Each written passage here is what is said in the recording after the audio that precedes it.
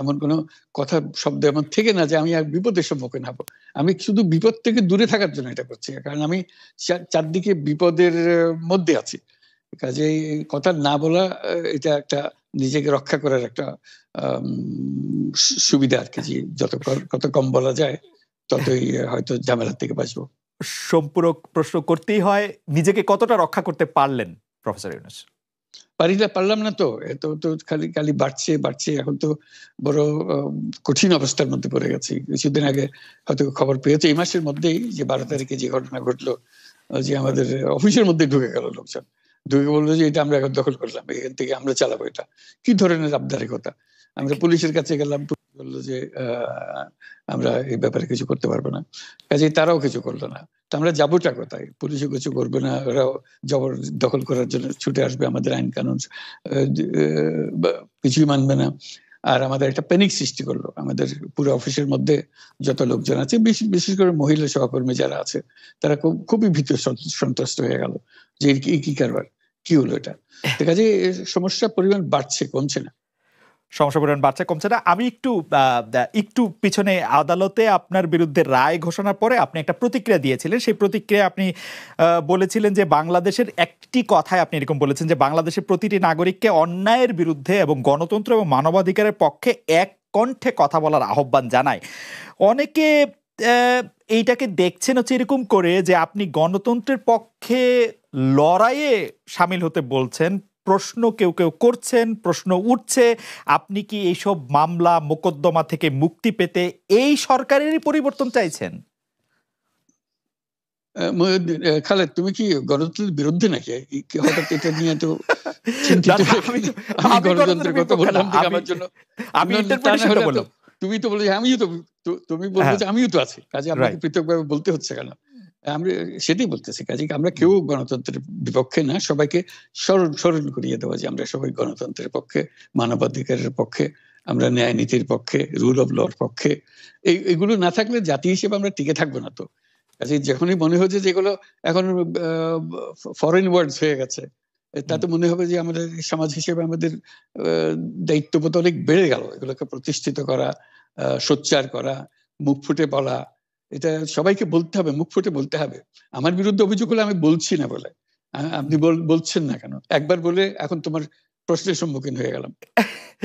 অনেকে বলছে না, আপনি তো শতবার শতমুখে গণতন্ত্রের কথাই বলবেন, আমাদের সবারই বলা উচিত। কিন্তু প্রশ্নটা এমন ভাবে তোলা হচ্ছে যে আপনি আসলে আপনার রায় ঘোষণার পর আপনি বলছেন গণতন্ত্রের কথা, মানবাধিকারের কথা। অনেকে বলছেন যে এই কথা কি আসলে যেহেতু ব্যাপারটা আপনার উপরে আসলো তখনই আপনি আসলে বললেন কিনা, নাকি আপনি আসলে বলতে চান না, আপনি আগে যেরকম বলছেন? হতে পারে, মুখ যখন বন্ধ থাকে কোনো কথাই বলা হয় না। এখন যখন মুখ খোলার সুযোগ হয়েছে, সামনে ক্যামেরা নিয়ে দাঁড়িয়ে আছে, মাইক্রোফোন দিয়ে দাঁড়িয়ে আছে, কথা বলছি, কাজে মনের কথাটা বললাম আর কি। যেটা মনে ছিল বলা হচ্ছিল না সেটা বললাম। এটা আমার ধারণা এটা সবারই মনের কথা, সেটাকে প্রকাশ করা। তারাও চায় যে তারা বলুক, আমি বললে তাদেরও মনে সাহস আসে যে উনি বলছেন যখন আমরাও বলতে পারবো। প্রফেসর ইউনূস, আপনি যখন বলছেনই তখন আমি এই কথাটাকে একটু ইলাবোরেশন আপনার কাছ থেকে আশা করতে পারি, যে আপনি যখন বলছেন যে গণতন্ত্র মানবাধিকারের পক্ষে এক কণ্ঠে কথা বলার আহ্বান আপনি জানাচ্ছেন, আপনার কাছে কি মনে হচ্ছে যে গণতন্ত্র মানবাধিকারের পক্ষে এখন বহু পক্ষ বহু কণ্ঠ, এটা আসলে এক কণ্ঠে কেউ বলতে পারছে না বা সাহস পাচ্ছে না বা বলছে না, এরকম আপনার মনে হচ্ছে কিনা? আমার মনে হচ্ছে তাই, কারণ বলতে পারছে না তো, মুখ খুলে সব গণতন্ত্রের কথা বলতে পারছে না। কাজে সেটা বলা, এক বাক্যে বলা, পরিষ্কার কণ্ঠে বলা, এটা আমাদের সবার দায়িত্ব, তো জাতীয় দায়িত্ব এটা। যে না হলে গণতন্ত্র বলে কিছু থাকবে না আমাদের জন্য, আদৌ গণতন্ত্র বলে কিছু থাকবে না। একটা প্রশ্ন করি যে বর্তমান সরকার আরো স্পেসিফিক ভাবে বললে, প্রধানমন্ত্রী শেখ হাসিনা স্পষ্টতই আপনাকে অপছন্দ করেন, অনেক কিছুর জন্য আপনাকে দায়ী করেন, পদ্মা সেতু এবং এই সেই। এর কারণ কি বলে আপনি মনে করেন? আপনাকে কি তিনি তার প্রতিদ্বন্দ্বী মনে করেন, নাকি সত্যি তার কাছে এমন কোনো তথ্য রয়েছে যে আপনার বিশাল কোনো রাজনৈতিক অভিলাষ রয়েছে? আপনি কি রাজনৈতিকভাবে তার প্রতিদ্বন্দ্বী হয়ে উঠছেন বলে তিনি আপনাকে অপছন্দ করছেন, না কি কারণে, আপনার কি মনে হয়? আমার মনে হয় উনি মনে করেন যে আমি দেশের সর্বোচ্চ ডাকু, সন্ত্রাসী, কিংবা আমি অপরাধী, আমি সেরা চোর, এই জাতীয় জিনিস মনে করেন। কাজে সেগুলো ব্যাখ্যা করেন উনি তার মুখে। উনি বলেন যে আমি সুদখোর, আমি ঘুষখোর, আমি সব এমন সব কটু শব্দ ব্যবহার করেন যাতে মনে হয় যে আমার সম্বন্ধে তার ধারণা খুবই খারাপ। কিন্তু এইটা তো এরকম ছিল না। আমরা দেখেছি যে 96 থেকে 2001 সাল পর্যন্ত নানাভাবে এই সরকারই বা আওয়ামী লীগ সরকারই আপনার সাথে বা আপনি আওয়ামী লীগ সরকারের সাথে একসাথে কাজ করতে কোনো সমস্যা হয়নি। আপনি এইটার জায়গাটা কি একটু ব্যাকগ্রাউন্ডটা কি আমাদের একটু বলা যাবে যে আপনার কাছে কি মনে হয় কেন এই শত্রুতার বা কেন এই অপছন্দের বিষয়টা একটু সৃষ্টি হলো বা তৈরি হলো? যেই হোক, এটা আমার তরফ থেকে হয়নি। আমি তাকে যথাযথ শ্রদ্ধা করে নিয়ে গেছিলাম আমাদের মাইক্রো ক্রেডিট সামিটে ওয়াশিংটন ডিসিতে। আমাদের প্রধান অতিথি করে নিয়ে গেছি, সবাই সম্মান করেছে। কারণ এই মাইক্রো ক্রেডিটটা তখন পৃথিবীর সামনে আসছে, বড় আকারে আসছে, এবং এটা বাংলাদেশের অবদান হিসেবে সবাই স্বীকৃতি দিচ্ছে। ওয়াশিংটনে দুনিয়ার সেরা যারা সবাই উপস্থিত ছিলেন, তার মধ্যে আমরা ওনাকে নিয়ে গেছিলাম এই জন্য যে বাংলাদেশের পক্ষ থেকে এই গৌরবটা যেন তিনি আমাদের পক্ষ হয়ে গ্রহণ করেন। উনিও রাজি হয়েছেন, উনিও গেছেন, করেছেন। কাজে এটা স্বাভাবিকভাবে এই সম্পর্ক থেকে যাওয়ার কথা ছিল, কিন্তু কি কারণে এটা ঘাটতি হতে আরম্ভ করলো বুঝতে পারলাম না। কিছুদিন পর থেকেই ওনার আচরণ এবং তার শব্দ পরিবর্তন হতে আরম্ভ করলো। এমন পরিবর্তন হলো এখন আমাকে চোট বদমাইশ ছাড়া আর কোনো বিষয় উনি মনে করেন বলে মনে হয় না আমার কাছে। আসলে এটা নিয়ে কথা বলাটা একটু বিব্রতকরই, কিন্তু কেউ কেউ এটা বলে থাকেন যে বিশেষ করে যে 2007 সালে যে 111 সরকার আমরা যাকে বলি, তাদের যে বিরাজনীতিকরণের একটি চেষ্টা, সেই চেষ্টার মধ্যে আপনার অংশগ্রহণ আছে কিনা। যদিও বারবার বলা হয় যে আপনি আসলে সেই ক্ষমতাটা দখল করতে চেয়েছিলেন, অথচ আমরা উল্টা শুনেছি, আপনার মুখেও শুনেছি, যারা ওই সময় কুশলভ ছিলেন তাদের মুখেও শুনেছি যে আপনাকে আসলে অফার করা হলো, আপনি সেটি ফিরিয়ে দিয়েছিলেন। কিন্তু কেউ কেউ আবার বলে থাকেন আপনি একটা লম্বা সময়ের জন্য চেয়েছিলেন। এইটি কি একটা কোনো কারণ হতে পারে? এই ব্যাপারটি কি আমাদের দর্শকদের জন্য মানে বা ইয়েদের জন্য একটু আপনি পরিষ্কার করবেন যে আপনি আসলে রাষ্ট্রের সর্বোচ্চ ক্ষমতায় বা রাজনীতির জায়গায়, দেশ পরিচালনায়, সেগুলিতে আপনি আসলে আসতে চেয়েছিলেন কিনা, চান কিনা, বা ওই জায়গা থেকে? যদি চাইতাম খালেদ, যদি চাইতাম, তখন যখন মিলিটারি আমার বাসায় এসে বসে রইল সারা রাত আমাকে রাজি করানোর জন্য, আমি তো লুফে নিতাম। রাজি করানোর জন্য বসে থাকতে হবে কেন? আমি যদি ক্ষমতায় চাইতাম বলে আর চলেন চলেন, কি করতে, কি কোন জামাটা পড়তে হবে দেখিয়ে দেন, এখনই যাচ্ছি। আমি তো সেটা করিনি। তাদের সঙ্গে তর্ক করেছি, সারা রাত ধরে তর্ক করেছে যে না ভাই আমাকে দিয়েন না, আমি এই কাজের উপযুক্ত না, আপনারা অন্য লোক খোঁজেন। তারা আমার উপরে মন ঠিক করে ফেলেছে আমাকে নিতে হবে। আমি বারে বারে বলতেছি তাদেরকে, তো তারা নিরাশ হয়ে ফিরে গেল, বললো যে সকালবেলায় আবার আসবো, সকালবেলায় আসলে তখন আপনি আমাদেরকে বলেন যে রাজি আছেন।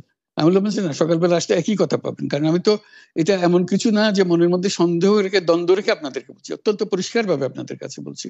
ঠিক আছে, তা না হলে তো আমি সঙ্গে সঙ্গেই রাজি হয়ে যেতাম। কে ছাড়ে যে আপনাকে দেশের পুরো সরকারের প্রধান হবার জন্য আহ্বান জানাচ্ছে, বাংলাদেশে এরকম কয়জন মানুষ আছে বলবো যে না আমি এই দায়িত্ব গ্রহণ করব না? আমি তো করলাম সেটা। এখন আমার নামে বলা হচ্ছে 10 বছর চেয়ে। আমি বছর নিয়ে প্রশ্নই উঠে না। প্রশ্ন হচ্ছে আগামীকাল সকালবেলা আপনি শপথ গ্রহণ করবেন, এই কথা। আমি বললাম যে না, করবো না। তারপরে এরপরে তো কয় বছর, কয় কাণ্ড। আমি 10 বছর দিয়ে কি করবোটা কি? আমি 10 বছর দিয়ে, আমি তো বলছি আমি এই কাজের জন্য নই। দেশে আমার দেশ পরিচালনা করা আমার দায়িত্ব না, আমার কাজ না। আমি জানি না এটা কিভাবে করতে হয়। আমি যেটা জানি সেটা করি।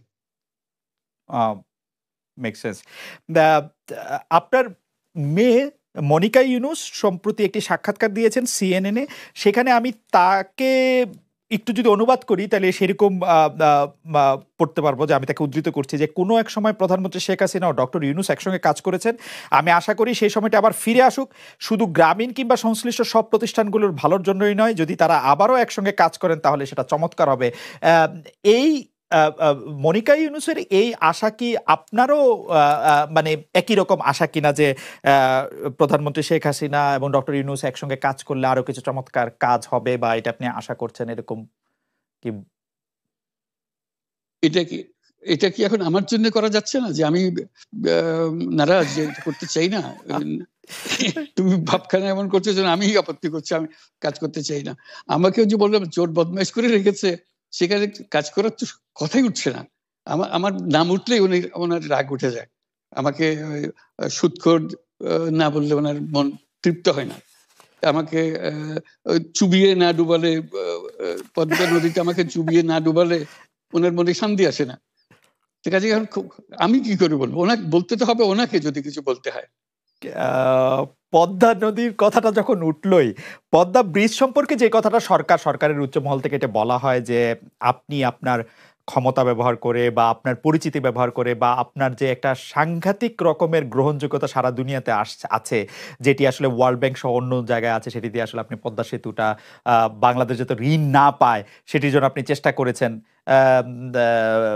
এই ব্যাপারটা নিয়ে কি আপনি একটু কিছু বলবেন, যে এটা আপনার বিরুদ্ধে একটা অভিযোগ? কি বলবো, এটা বলো, এটা হাস্যকর একটা কথা মুখ থেকে বলে ফেললো চোর ডাকাতের মতো, এটাও আরেকটা বলে ফেললো, এটাই সত্য হয়ে গেল। আমরা যে বারে বারে বিবৃতি দিলাম তখন এটা প্রশ্নই উঠে না। আমরা বাংলাদেশের নাগরিক হিসেবে আমরা গৌরবান্বিত যে এই পদ্মা সেতুর উপরে আমরা একটা সেতু বানাতে পারবো, এটার জন্য আমরা সবাই চাই। কাজে এটা তো বিরোধিতা করার তো প্রশ্নই উঠে না। কেন বিরোধিতা করবো? দেশে যে একটা বড় রকমের ঘটনা ঘটতে যাচ্ছে সেটা তো আমরা সবাই সমর্থন করেছি। তিনি বলেই চললেন। এখন একজনে বলতে থাকলে তো আমার করার কিছু তো নাই।